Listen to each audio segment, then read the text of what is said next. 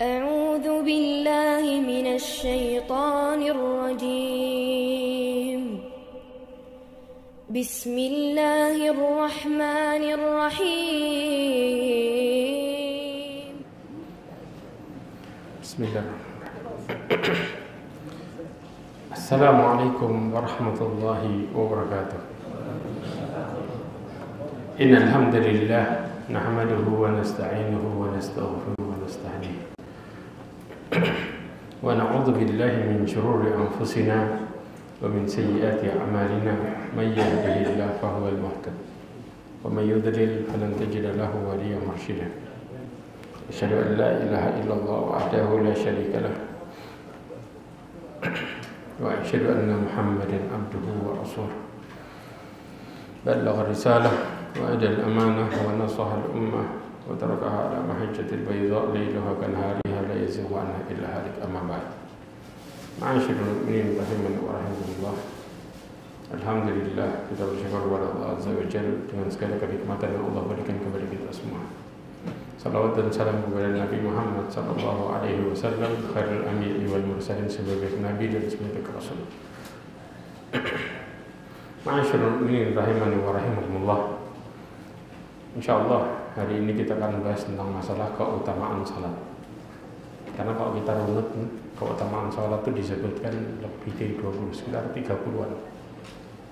31-an lebih bahkan tentang keutamaan salat. Setelah selesai keutamaan salat, baru insyaallah kita akan bisa pakai kitab yang itu, ya, dimulai dari adab berjalan ke masjid. Bagaimana seorang harusnya berjalan ke masjid? Jalannya apakah bisa berlari atau boleh jalan dan lain sebagainya. Kita akan bahas juga bagaimana nanti kalau pakai kendaraan dan lain sebagainya. Semua kita akan bahas insyaallah.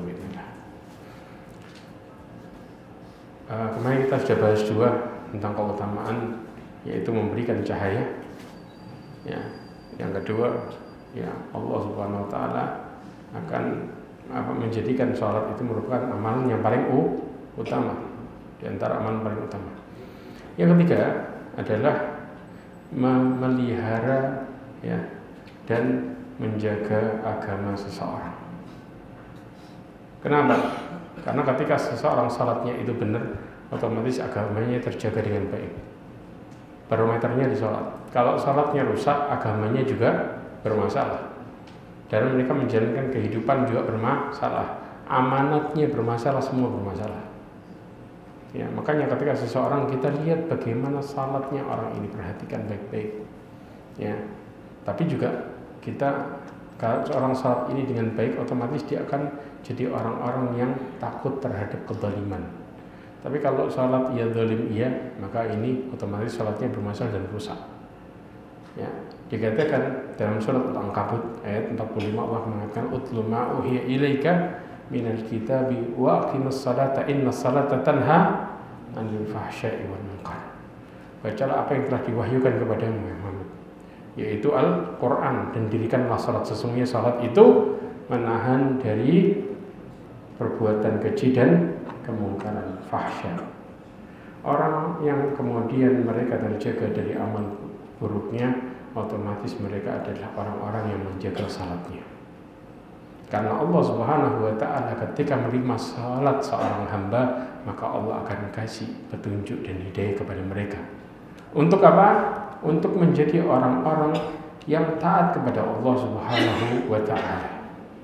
Karena mereka ketika orang-orang menjaga amalnya, mereka akan jauh dari perbuatan buruk.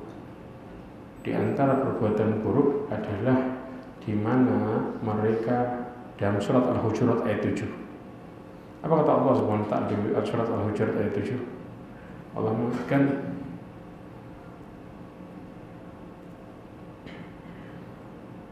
ya, yaitu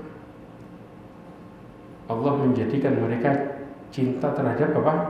Keimanan, dan juga dihiasi. Walakinnallaha habbaba ilaikumul iman wa zayyanahu fi qulubikum wa karraha ilaikumul kufra wal fusuq wal isyan. Ulaika humur rasyidun. Allah katakan tetapi Allah SWT menjadikan kamu cinta kepada keimanan, ya, dan menjadikan iman itu indah di dalam hatimu. Allah membuat iman, amal saleh itu menjadi hal yang paling kita butuhkan dalam hidup ini. Otomatis Allah menjadikan lawannya menjadi jauh. Wa karraha ilaikumul kufra wal fusuq wal isyan. Allah menjadikan kalian benci terhadap kekafiran dan kefasikan serta kedurhakaan. Ulaika humur rasyidun. Ya, mereka adalah orang-orang yang Allah berikan petunjuk. Ini yang terjadi ya ikhwah. Bahkan ya, coba perhatikan baik-baik.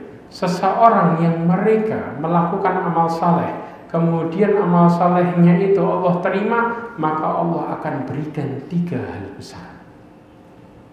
Ya, disebutkan oleh Imam Ibnu Qayyim al-Jauziyah dalam kitabnya Madarijus Salikin, dikatakan annahu labudda ayyuthibal amil ala amalihi fid dunya. Ya, dikatakan bahwa Allah Subhanahu wa taala pasti akan memberikan orang yang beramal balasannya di dunia. Berupa apa? 3 hal. Yang pertama adalah kenikmatan yang dia dapatkan di dalam hatinya. Itu satu. Ya, maka otomatis hatinya jadi bahagia, tenang. Yang kedua adalah Allah berikan besarnya kebahagiaan. Dikatakan apa? Wa quwwatu insyirah. Ya, yaitu begitu kuatnya lapangnya dada.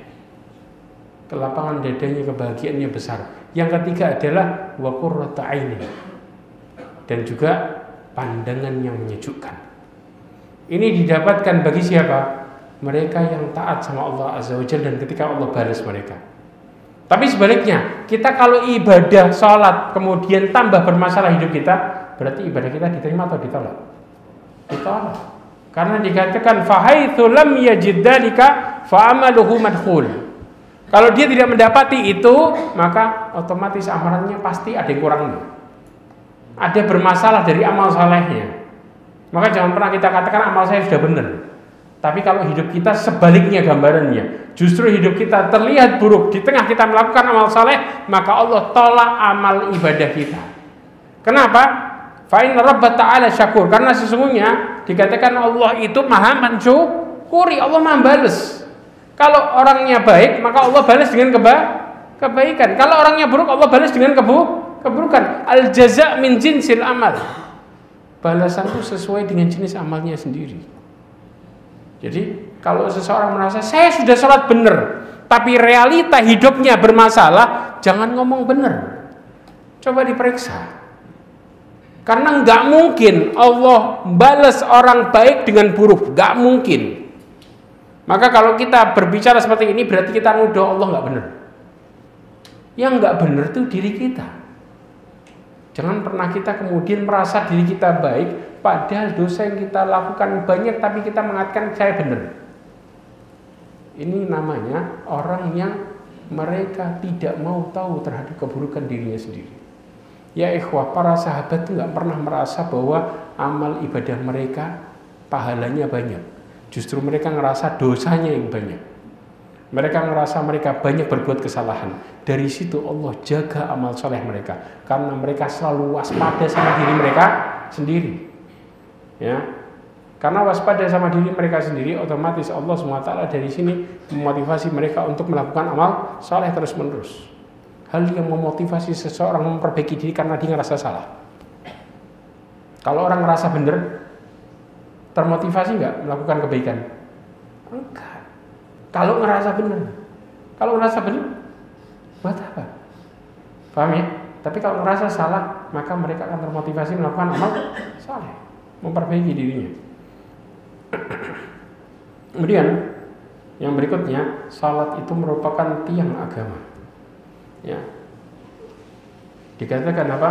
Dalam hadis Nabi SAW diriwayatkan oleh Tirmidzi, ra'sul amri Islam wa amuduhu as-salah wa durwatu sanamihi al-jihad.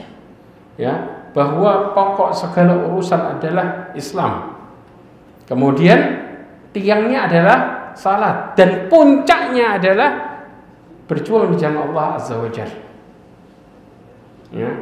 Makanya kalau seseorang merusak sholatnya, sama dengan mereka merusak tiang agamanya, sehingga yang lainnya ikut hancur dan berantakan. Karena sebagai tiang, nggak mungkin bangunan itu berdiri dengan baik kalau tiangnya bermasalah. Jelas di sini. Makanya disebut dengan tiang tadi. Kemudian salat itu pertama kali yang dihisab, karena Allah menjadikan barometer seseorang baik dan buruk dari satu amal, salat. Dan ini yang disebutkan oleh Rasulullah SAW dalam hadisnya dari Anas bin Malik dan riwayat Imam Tabrani dan disahkan oleh Al-Albani. Dikatakan ini bukan cuma satu riwayat aja, ada riwayat yang lain juga mengatakan hal yang semisalnya. Dikatakan awwalu ma yuhasabu bihil abdu yaumal qiyamati as-salah. Pertama kali yang dihisab dari seorang hamba adalah salatnya. Ya, fa in saluhat ya salaha lahu sa'il a'mali. Kalau baik maka seluruh amalnya jadi baik. Tapi sebaliknya, wa in fasadat fasada sa'ir a'mali. Kalau buruk maka seluruh amalnya juga ikut buruk. Jadi Allah ngelihat seorang hamba ini dari salatnya. Bahkan kadang-kadang seseorang merasa, oh saya ini kalau salat sendiri ya berarti pahala saya cuma 1. Tapi kalau sholat bareng-bareng berapa? 27 kali lipat. Ini keyakinan yang benar apa salah? Hah? Benar. Masya Allah.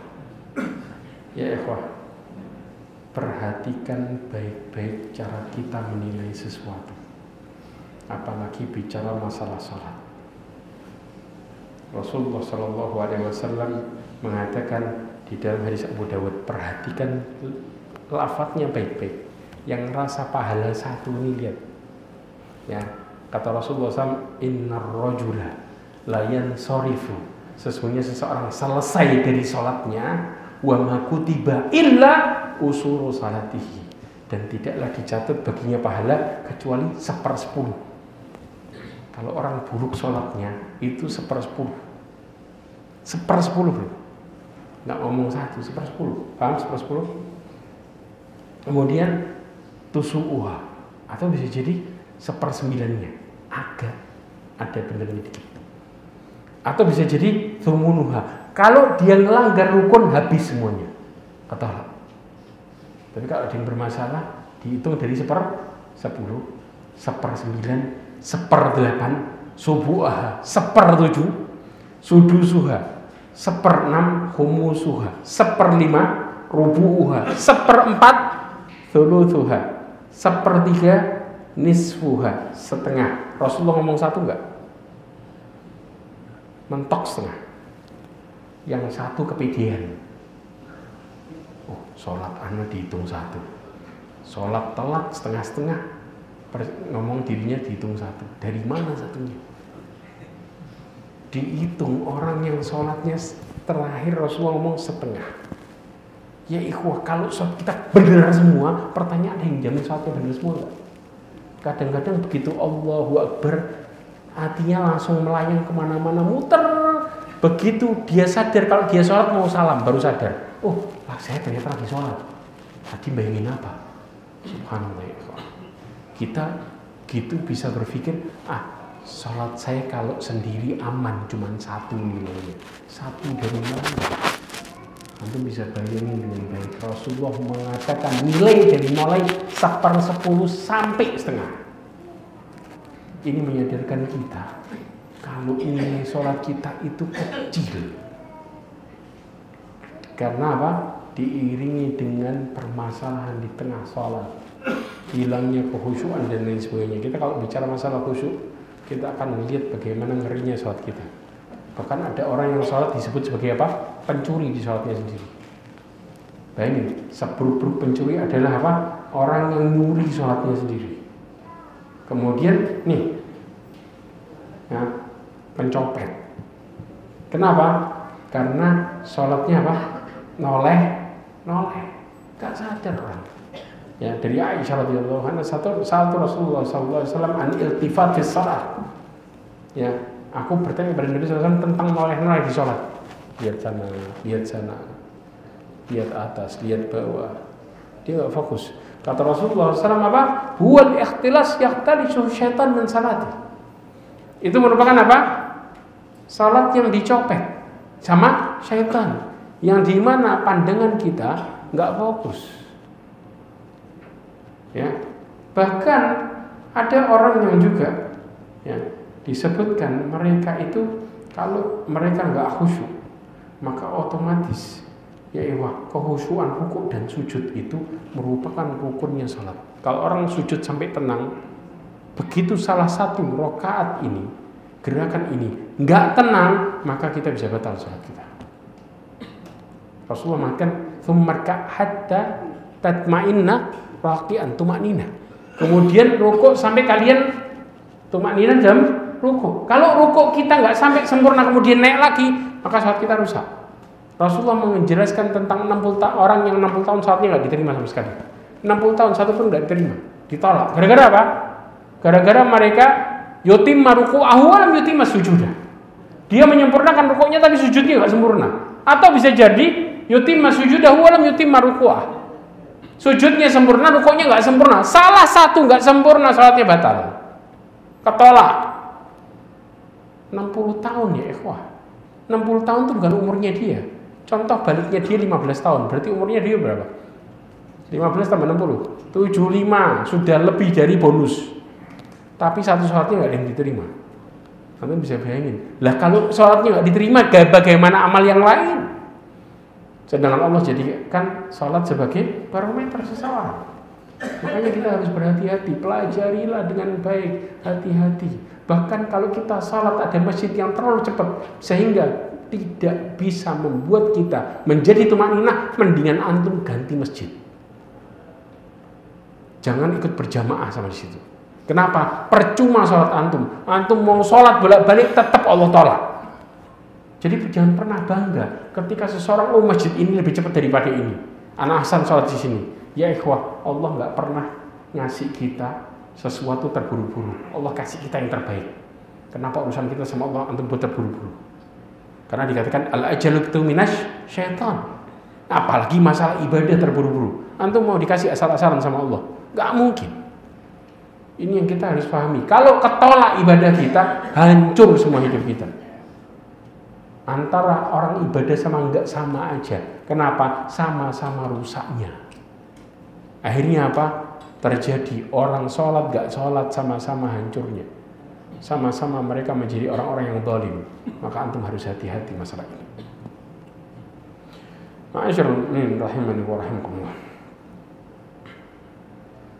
Kemudian Rasulullah SAW mengatakan hadis yang lain yang diriwayatkan oleh Imam Nasa'i dengan lafaz yang berbeda. Awwalu ma yuhasabu bihil abdu yaumal qiyamah yuhasabu bi salatihi. Pertama kali yang dihisab bagi seorang hamba dari kiamat adalah salatnya. Fa in saluha faqad aflaha wa anjah. Kalau salatnya benar maka dia beruntung dan berhasil, sukses. Tapi sebaliknya, wa in fasadat faqad khaba wa khasir. Kalau dia rusak salatnya maka dia akan gagal dan rugi. Gagal di mana? Gagal dunia akhirat. Orang kalau gagal dunia akhirat gimana rasanya ya? Dunianya tersiksa. Orang yang tersiksa dunianya jangan dipikir, oh berarti orang itu miskin ya. Orang yang Allah benci itu Allah kasih dunianya lebar-lebar. Dikasih yang dia mau dari dunia. Kata para ulama mengatakan apa? Supaya mereka nggak bersyukur sama Allah, istidraj. Nggak bersyukur sama Allah. Orang yang punya harta jamin tenang nggak? Nah, berapa banyak orang kaya kalau ditanyain keluhannya lebih ngeri daripada orang miskin. Orang miskin masalahnya simpel-simpel. Orang kaya ribetnya luar biasa. Karena bagaimana Allah mengadab mereka ketika mereka tidak beriman dengan hartanya. Allah jadikan hartanya jembatan buat nyiksa dia. Bayangin harta siksaan itu gimana rasanya. Kamu sudah ngerasain sendiri. Bagaimana pulang kerja tambah stres di rumah. Bukannya tambah tenang. Tambah ketakutan kita memikirkan nanti bulan depan kira-kira gimana. Padahal yang ngasih rizki cukup itu Allah. bukan kita. Penilaian kita cukup sama Allah yang kasih. Allah pasti ngasih dengan kepastian yang cukup, yang jelas. Yang buat kita ngerasa gak cukup gara-gara apa? Cara melihat gaya hidup yang mengerikan, yaitu orang kalau sudah mulai ngelihat ke atas dalam perkara dunia, maka semua jadi gak cukup. Ngelihat kemana? Atas. Paham maksudnya ngelihat ke atas? Ngelihat yang lebih kaya dari dia. Rasulullah nyuruh kita ngelihat dunia itu ke bawah, jangan lihat ke atas. Tapi giliran masalah ibadah, maka lihat yang ke atas. Ini kebalik kita. Bicara masalah akhirat, banyak yang lebih malas dari saya. Lihatnya ke bawah. Giliran masalah dunia, ya Allah, fulan lebih maksud dari anak. Diputar balik, ya jangan diputar. Tapi kembalikan ke posisinya. Lihatlah dunia yang ke bawah, engkau akan bersyukur. Maka lihatlah urusan akhirat ke atas. Yaitu Allah SWT wa fidzalika falyatanafasil. Ya, orang-orang berlomba-lomba dalam perkara akhirat. Bukan berarti kita kemudian boleh jadi orang kaya, boleh, tapi bagi yang bertakwa. Rasulullah mengatakan dalam hadisnya, la ba'sa bil ghina liman ittaqa, was-siha khairun minal ghina liman ittaqa. Kata Rasulullah SAW dalam hadisnya, maka enggak masalah orang kaya dianjurkan bagi yang bertakwa. Orang kalau bertakwa, mereka tahu bagaimana caranya memanfaatkan harta. Bertakwa sama Allah. Paham? Tapi sehat lebih baik daripada kaya. Paham di sini? Artinya Allah kasih kita sehat itu adalah anugerah besar. Dari sehat kita bisa melakukan segala macam. Tapi kebayang antum kaya punya macam-macam tapi sakit, gimana rasanya? Ibadah nggak bisa dengan baik, yang lainnya nggak baik, kerja nggak bermasalah, semua menjadi bermasalah. Padahal punya duit, tapi nggak jamin antum bisa macam-macam. Tapi sehat, subhanallah, antum bisa mudah hidup antum. Islam subhanallah memberikan kita petunjuk yang sangat luar biasa. Allah kasih kita rezeki yang besar itu adalah sehat. Dan bahkan para ulama mengatakan rezeki yang paling buruk yang Allah kasih kepada kita apa? Harta. Yang paling rendah grade-nya. Makanya orang durhaka Allah kasih juga harta. Ya. Kemudian yang keenam adalah salat merupakan perkara yang terakhir yang hilang dalam Islam. Dalam hadis ada beberapa riwayat. Yang pertama, ya, disahihkan oleh Albani dari Imam Ahmad dari Abu Muhammad Al-Bahili disebutkan, ya, la tunqadanna ural islami urwatan. Ya, tali ikatan Islam itu akan terputus satu-satu. Jelas? Kemudian apa? Fakullama intaqadat urwatun tashabbatha an-nasu billati taliha. Setiap talinya putus satu, mereka akan pegangan sama tali yang lain. Nah, sekarang bagaimana putusnya? Awwalulahunna, ya, naqdan al-hukmu. Pertama kali yang terputus adalah hukum. Hukum yang maksudnya apa? Amanah. Pertama kali yang hilang adalah amanah. Terjadi nggak sekarang? Cari orang yang amanah kayak nyari emas di tumpukan jerami. Kita ketemu orang baik masih curiga. Ini jangan-jangan cuma kedok-tok nih orang. Betul apa enggak? Wah, enggak percaya nah. Berapa banyak kita orang yang tulus. Makanya kata Rasulullah SAW, enggak akan pernah terjadi kiamat. Hatta yu'tamanul kha'in wa yukhawwanul amin. Ingat baik-baik. Sampai orang yang khianat dianggap amanat, orang yang amanat disebut khianat. Karena di saat itu hilang amanat. Pertama kali. Terjadi sekarang. Kita kalau sudah tahu orang ini buruk, tapi karena ada satu misi yang sama dia, kita gandeng juga. Ini orang baik. Hah? Ini ya ikhwah. Jadi orang melihat sesuai dengan kebutuhan dia. Bukan kita bicara orang ini baik atau tidak secara benar. Makanya hati-hati perkara ini. Kita masuk ke dalam perkara fitnah yang dahsyat, Yang dimana pertama kali lepas adalah amanat. Dan yang terakhir adalah salat. Wa akhiruhunna salah. Begitu salat gak ada, sudah kiamat ya ikhwah. Terakhir salat. Tapi Rasulullah juga mengatakan dalam hadisnya, orang salat kayak gak salat. Nih. Ya, walaupun hadis ini dhaif, tapi hadis ini punya syawahid. Jadi naik ke Hasan Ghairi. Dia punya penguat. Dia di hadis yang di bawahnya. Disebutkan apa? Awwalu ma tarfa'u minan nasi al-amanah. Pertama kali yang diangkat dari manusia adalah amanat. Wa akhiru ma yabqa as-salah. Ya, dan terakhir yang tersisa adalah salat. Maka dikatakan rubbal musalli la khaira fihi. Berapa banyak orang yang salat tidak ada kebaikan padanya? Banyak enggak? Salat dia tetap, tapi nipu jalan. Ya. Kemudian sumpah palsu jalan, bohong jalan, subhanallah. Lah terus nyari orang salat yang benar gimana? Padahal kita tahu inna sholata tanha 'anil fahsya'i wal munkar. Naudzubillahi min dzalik. Berapa banyak orang-orang yang mengeluarkan dalil ini tapi dianya tidak bisa mengamalkan sesuai dengan dalil itu. Nah, nipu orang sedikit tidak apa-apa, orangnya paling ikhlas. Ya ikhwah, namanya dolim sedikit banyak tetap sama. Enggak dibedain sama Allah Azza wa Jalla. Tetap disebut dengan kedzaliman dan tetap akan dibalas di hari kiamat. Enggak ngelihat antum sampai Rasulullah SAW mengatakan, walaupun dengan satu siwak saja antum berbuat zalim kena. Satu aja, satu kayu siwak. Murah enggak satu kayu siwak? Murah ya. Sekedar satu berbuat zalim habisan. Ya. Juga sama dalam hadis yang lain Imam Tirmidzi juga dihasankan ya dengan lafaz yang mirip. Awwalu ma yurfa'u minan nasi al-amanah wa akhiru ma yabqa min dinihim as-salah. Ya, yang tersisa dari agama mereka adalah salat.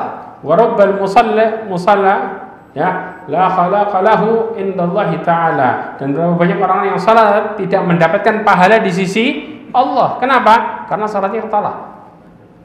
Ya. Makanya orang yang salat sama yang enggak salat sama, karena mereka menghiasi salatnya dengan kemaksiatan. Padahal inna salata tanha 'anil fahsya'i wal munkar. Tapi berapa banyak sekarang orang mengatakan dengan gampangnya, salat maksiat. Sampai ada istilahnya lagi. Betul enggak? Ini dilihat sebagai hal yang remeh biasa. Padahal ini perkara yang mengerikan luar biasa. Berarti menandakan salatnya ketolak. Kemudian yang ketujuh adalah Rasulullah SAW wasiat paling terakhir. Bahkan Rasulullah setelah mewasiatkan ini, kemudian Rasulullah SAW meninggal. Yaitu apa? Tentang sholat. Ya, di mana dikatakan oleh Ummu Salamah radhiyallahu anha qalat kana min akhir wasiyati Rasulullah sallallahu alaihi wasallam adalah as-salah wa ma malakat aymanukum. Rasulullah mengulang ini bolak-balik. Hatta ja'ala Nabi sallallahu alaihi wasallam yulajlijuha fi sadrihi wa ma yafisu biha lisanuhu.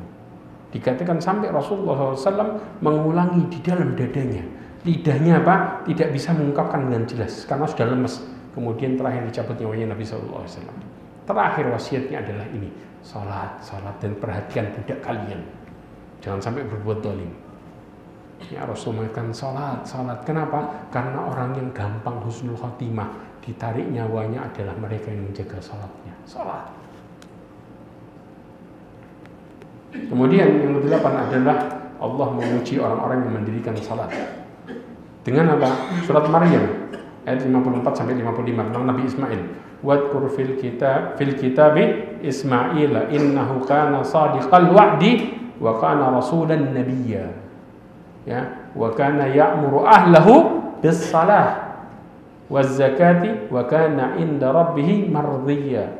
Ya, dan ceritakanlah hai Muhammad tentang kisah Nabi Ismail di dalam Quran. Sesungguhnya dia adalah seseorang yang benar janjinya dan dia adalah seorang rasul dan nabi.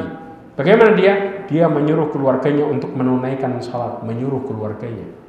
Allah memuji seseorang yang menunaikan janjinya dengan mengatakan menyuruh keluarganya buat salat dan juga zakat dan juga apa? Dia adalah yang orang-orang yang diridhoi di sisi Allah Azza wa Jalla. Yang kesembilan, Allah mencela orang-orang yang lalai dan bermalas-malasan dalam menunaikan salat. Bahkan Allah berjanji buat dilemparkan ke neraka. Ada satu lembah khusus buat mereka. Khusus lembah. Ya, dikatakan apa? Surat Maryam ayat 59, fa khalafa min ba'dihim khalfun adaa'us salata wattaba'us syahawati fasawfa yalqauna ghayya. Ghayya ini artinya bisa jadi kesesatan. Syekh bin Baz mengatakan ini adalah lembah di neraka. Nama lembah di neraka namanya Ghayya. Berarti Allah spesialin nggak nih lembah ini? Buat siapa? Yang menyia-nyiakan sholat. Ya, Allah mengatakan maka datanglah sesudah mereka pengganti generasi yang buruk. Yang pertama kali disebutkan adalah menyia-nyiakan sholat. Kemudian yang kedua adalah mengikuti hawa nafsu. Mereka akan kelak dilempar menemui apa? Kesesatan atau disebut lembah di neraka. Dan Allah Subhanahu wa taala memberikan juga sifat orang munafik adalah mereka orang-orang yang malas dengan salat. Ya, baik munafik i'tiqadi atau munafik amali. Ya, mereka yang bermalas-malasan dengan salat. Dikatakan innal munafiqina yukhadi'una Allah wa huwa khadi'uhum. Wa idza qamu ila salati qamu kusala. Ya, yura'una an-nasa wa la yadhkuruna Allah illa qalila. Dikatakan sesungguhnya orang-orang munafik itu menipu Allah dan Allah akan membalas tipu daya mereka. Apa ciri-cirinya? Kalau mereka berdiri untuk salat, mereka berdiri dengan bermalas-malasan. Mereka itu riya dengan salatnya di hadapan manusia. Salatnya cuma pencitraan doang. Dan tidaklah berzikir kepada Allah kecuali sedikit. Berapa banyak orang-orang yang selesai sholat langsung lari, seakan-akan saya sudah selesai tugas saya, beban saya habis. Ya ikhwah, orang selesai sholat itu intinya suruh zikir. Betul enggak? Maka orang yang selesai sholat langsung lari buat sholat kemudian malas, pasti. Coba lihat, mana yang lebih semangat buat sholat berikutnya? Selesai sholat zikir atau selesai sholat pergi? Habis sholat zikir, buat sholat berikutnya Allah mudahin. Begitu selesai sholat pergi, siap-siap untuk berat buat sholat berikutnya. Karena perintahnya Allah nyuruh selesai kita sholat untuk zikir. Allah katakan apa? Fa idza qadaytumus shalah fantashiru fil ardi wabtaghu min fadlillah wadhkurullaha katsiran. Berzikirlah kalian kepada Allah sebanyak-banyaknya. Maka kalau mau ibadah kita sambung kemudian dengan sambung yang kemudian tutup dengan zikir, jangan langsung pergi. Ya, Allah minta waktu kita berapa lama? Sekarang pertanyaannya, semua yang kita pakai fasilitas dari hidup ini punya siapa? Siapa yang ngasih? Bumi yang kita injek punya siapa? Bisa nggak kita hidup tanpa Allah? Lah kenapa Allah minta dari kita buat kebaikan kita sendiri kita nggak mau? Kalau kita ditinggal sama Allah, dibuat hidup kita, begitu ditinggal, kira-kira hidup kita beruntung atau tambah jadi berantakan? Begitu berantakan ngomongnya apa? Ya Allah, salah saya apa? Subhanallah. Ini orang nggak tahu diri namanya. Ya ikhwah, kita sendiri yang ninggalin urusan kita sama Allah, kemudian kita nyalahin Allah dengan mengatakan salah saya apa? Terletak di mana pikiran kita saat itu? Sampai kita mengatakan salah saya apa? Sholat kita bermasalah, kemudian kita mengatakan salah saya apa? Fatal salah kita. Ya, kayak orang yang berangan-angan apa? Muda, foya-foya, tua, kaya raya, mati, masuk surga. Hah? Dari mana dapatnya? Dia mau nyari di alam mana perkara ini? Hah? Muda kaya raya, tua foya-foya, apa? Muda foya-foya, tua kaya raya, mati masuk surga. Kemudian yang berikutnya adalah rukun Islam yang paling besar setelah syahadat adalah salat, di mana dikatakan buniyal Islamu ala khams, syahadat an la ilaha illallah wa anna Muhammadar Rasulullah wa iqamis salah. Ya. Islam itu didirikan terhadap 5 perkara. Pertama syahadat, kedua salat. Ya. Hadis riwayat Imam Bukhari dan Muslim. Yang ke-11 adalah saking besarnya kedudukan salat 5 waktu di sisi Allah Azza wa Jalla sampai Allah langsung memanggil Rasulnya secara khusus buat merintahin ini. Dipanggil Rasulullah ke atas cuman buat ngasih tahu apa? Salat. Bahkan di saat Rasulullah paling sedih. Amul Huzn enggak itu? Tahun kesedihan. Rasulullah kehilangan berapa orang? 2 orang yang disayangi. Dan Allah memanggil secara khusus dikasih solusi, salat. Kita kadang-kadang Isra Mi'raj, tapi kita tidak memahami bagaimana Allah memerintahkan terbesarnya. Kita tahu peristiwanya dan detail kisahnya, tapi kita tidak memahami apa dibaliknya. Rasulullah itu dalam posisi paling sedih. Rasulullah SAW di saat itu dipanggil secara khusus dan perintah terbesarnya adalah sholat. Nggak pakai wahyu, yang pakai malaikat Jibril secara khusus dinaikin buat disuruh sholat. Pertanyaannya, sebelumnya sudah ada perintah sholat nggak? Ada, kita pernah bahas kemarin, yaitu sholat apa? Sholat malam. Tapi buat yang 5 waktu proses, bayangin nanti dari 50 waktu turun naik sampai jadi 5 waktu. Yang dimana berarti Allah Subhanahu wa ta'ala sangat memperhatikan besar amal ini. Dan para nabi, dari mulai Nabi Ibrahim dan yang lainnya, amal yang paling dianggap besar oleh Allah adalah salat. Selesai. Ya. Makanya cara kita mendidik anak kadang-kadang suka salah. Kenapa? Orang banyak mengatakan, Ustaz, yang penting anak saya bisa sholat dulu sama ngaji. Ini benar atau salah? Benar atau salah? Salah besar. Ya, Luqman itu ngajarin anaknya pertama kali apa? Tauhid, mengenal Allah Azza wa Jalla. Pertama kali nasihat Luqman ke anaknya bukan sholat. Antum buka surat Luqman, ya, ayat 13 sampai ayat 19. Antum akan temuin perintah sholat di ayat keberapa?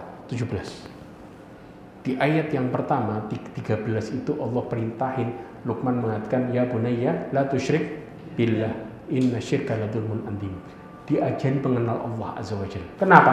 Kalau seorang anak mengenal Allah dengan baik, ya, bagaimana Allah ngasih rezeki hambanya kalau mereka memperhatikan urusannya sama Allah. Kira-kira ada orang tuanya atau enggak ada? Anaknya tetap salat enggak?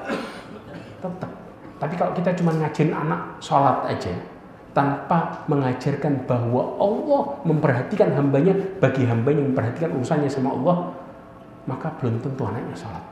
Berapa banyak orang tua yang ditanya, kalau kamu nggak ada, anakmu sholat nggak? Wallahu a'lam. Bingung mereka sampean. Nah, terus caranya gimana? Ajarkan mereka mengenal Allah. Bila perlu, peranan orang tua antum hapus nggak masalah. Maka nanti anak akan berbakti sama orang tua karena Allah. Maksudnya peranan orang tua dihapus bagaimana? Katakanlah, nak, yang membuatmu bisa hidup seperti ini bukan bapakmu dan ibumu. Tapi ketahuilah, rizki yang Allah berikan lewat bapakmu dan ibumu. Lewat. Bapakmu, ibumu ini perantara aja. Bukan penentu engkau bisa hidup atau tidak.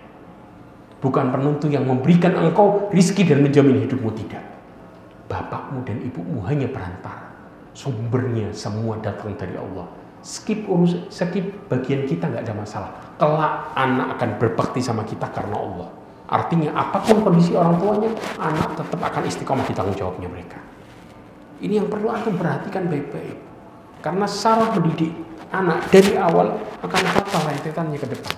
Kenapa? Karena anak dasarannya nggak kuat, yaitu apa? Mengenal Allah dengan baik. Kita kalau sudah mengenal Allah dengan baik, begitu kita kena masalah, yang disalahin siapa? Diri kita sendiri. Karena saya ingkar sama Allah, makanya saya kena masalah. Berarti pertama kali yang kita harus perbaiki apa? Tobat, perbaiki urusan kita sama Allah. Ibadah kita, sholat kita mulai kita rilis. Oh, bermasalah. Oh, nggak tepat waktu. Terus seperti itu. Betul apa enggak? Ini realita yang sebenarnya, ya. Makanya pelajari ini dengan baik, baru kita tahu bahwa salat itu sangat penting di mata Allah Azza wa Jalla. Kemudian insya Allah yang berikutnya, yang lainnya kita akan bahas di pertemuan yang lainnya. Ya, salat 5 waktu ya dikerjakan dan nilainya sama dengan 50 waktu. Antum harus paham. 5 waktu sama dengan 50 waktu. Hadisnya dari Anas bin Malik radhiyallahu anhu, Rasulullah Nabi SAW berkata, "Faradallahu ala ummati khamsina salatan." Ya, diwajibkan atas umatku 50 salat. Faqala hiya khamsun wa hiya khamsun. Ya. Kemudian Allah berfirman, dia 5 dan dia adalah 50. Tahu maksudnya? 5 waktu pahalanya nilainya sama dengan 50. Paham? 5 waktu yang kita kerjakan kata Allah sama dengan 50 waktu, sama. Ya, jadi Allah diskon sampai 5 itu nilainya enggak berubah. Tetap 50. Ya, kemudian la yubaddalul qawlu ladayya. Maka dikatakan apa? Ketetapanku kata Allah tidak dapat diganti lagi. Ya, farajatu ila Musa faqala irji ila rabbik. Faqultu ya qad istahyaitu min rabbi. Jadi Allah mengatakan 5 waktu sama dengan 50. Ketetapanku tidak bisa diganti lagi. Kemudian balik ke Nabi Musa dikatakan 5 waktu. Minta lagi kurangan, saya sudah malu sama Allah Azza wa Jalla. Kata Rasulullah SAW. Jadi sama nilainya dengan 50. Ya. Hadis ini diriwayatkan Imam Ibnu Majah, disahihkan oleh Imam Albani. Kemudian salat merupakan ibadah yang sangat dicintai oleh Allah Subhanahu wa taala. Ya. Maka ini yang terjadi. Sebagaimana dalam hadis yang diriwayatkan oleh Imam Bukhari dan Muslim, di mana Allah Subhanahu wa taala mewajibkan bagi umatnya Rasulullah 50 waktu, kemudian Rasulullah SAW menawar sampai jadi 5 waktu. Dalam hadis yang lain disebutkan, ayu amal ahabu ilallah, amalan apa yang paling dicintai oleh Allah Azza wa Jalla. Maka Rasulullah mengatakan as-salatu ala waqtiha. Ini yang pertama disebutkan sama Rasulullah SAW. Yang pertama adalah salat tepat pada waktunya, paling dicintai. Kemudian apa? Kemudian albirrul walidain, bakti sama kedua orang tua itu nomor 2. Ya. Kemudian apa? Kemudian al-jihad fi sabilillah. Ini yang ketiga. Ya. Ya, jelas di sini. Tinggal 2 lagi. Yang ke-14 adalah Allah memuji orang-orang yang beriman di dalam surat Al-Mu'minun dengan pujian yang pertama kali, sifat mereka diawali dengan salat dan diakhiri dengan salat. Orang mukmin itu sifat pertamanya adalah salat, akhirnya juga salat. Coba perhatikan. Dalam surat Al-Mu'minun ayat berapa? 1 sampai 9. Qad aflahal mu'minun. Yang pertama apa? Alladzina hum fi salatihim khashi'un. Ayat yang terakhir ke-9, walladzina hum 'ala salawatihim yuhafidun. Yang pertama, mereka khusyuk dalam salatnya. Yang terakhir, mereka menjaga salatnya. Ditutup dan diawali dengan salat. Siapa mereka? Orang mukmin. Sisanya untuk melihat sendiri. Sisanya macam-macam kan? Salat 2 kali disebut, di pembukaan dan penutupan. Saking pentingnya. Ya. Yang ke-15, Allah memerintahkan Rasulullah SAW dan umatnya untuk memerintahkan keluarganya supaya mendirikan sholat. Ya. Wa'mur ahlaka bis-shalah wastabir 'alaiha. Suruhlah keluargamu untuk sholat dan sabarlah terhadapnya. Sabar buat apa?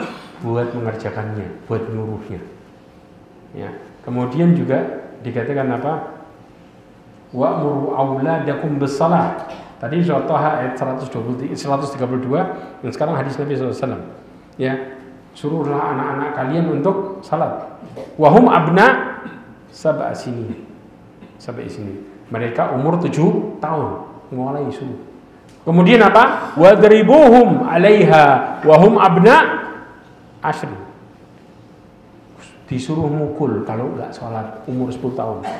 Padahal 10 tahun ini sudah balik apa belum? Belum tentu. Tapi suruh mukul karena saking pentingnya.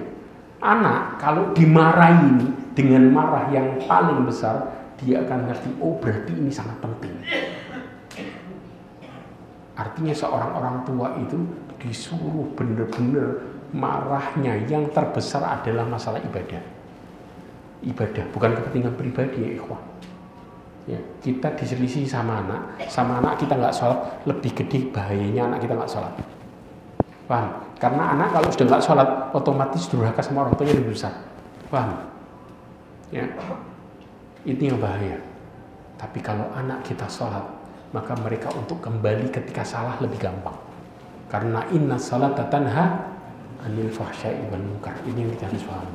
Tapi kadang-kadang orang tua ketika melihat anaknya nggak sholat, oh nggak apa-apa, belum mukallaf, hati-hati. Dari sini maka anak meremehkan sholat, otomatis orang tuanya akan diremehkan juga. Jelas, karena mereka yang bisa bertahan birrul walidain, mereka yang bisa melakukan karena Allah. Kalau urusannya sama Allah benar, maka Allah kasih petunjuknya untuk urusan sama manusia juga ikut benar. Wallahu a'lam bishawab. Mudah-mudahan ini jadi pelajaran buat kita semuanya, dan mudah-mudahan Allah SWT merahmati kita dan keluarga kita. Mudah-mudahan Allah menjadikan kita dan keturunan kita menjadi orang-orang yang mendirikan salat, ya, dijauhkan dari kesyirikan dan juga fitnah dunia, dan mudah-mudahan Allah tutup hidup kita semua dengan husnul khatimah. Subhanakallahumma wa bihamdika asyhadu an la ilaha illa anta astaghfiruka wa atubu ilaik. Wa akhiru da'wana alhamdulillah. Assalamualaikum warahmatullahi wabarakatuh.